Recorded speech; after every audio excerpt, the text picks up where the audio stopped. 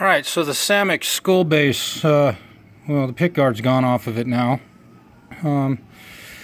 This used to have a thumb rest on it that would have been mounted in these two screws holes right here. That's been pulled off the instrument, so we won't worry too much about that. But here's how they wired the output jack. Number one, it wasn't working simply because this wire was disconnected. And let's see how hard it is for me to remove the other wire that was just simply wrapped.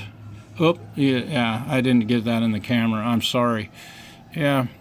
Now, another nice joint right here is the pickups.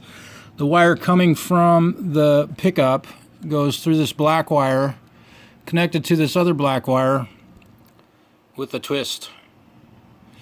Oh man. Okay, so I can't let this leave my shop in this condition. I will repair that and solder it to the correct place on the potentiometer.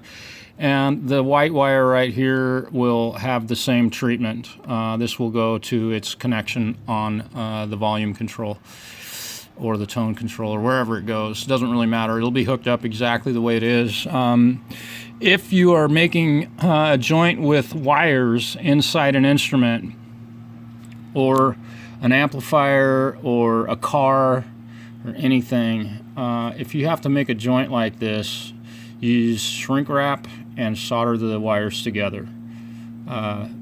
This is a bad idea, and it is why this output jack on this guitar. It's likely that the owner or whoever did this work didn't have a soldering gun, which here's mine. So I'll use it. So far, that's all the problems I've found with it. All right, I hope you all are having a wonderful day. Peace. Part 2.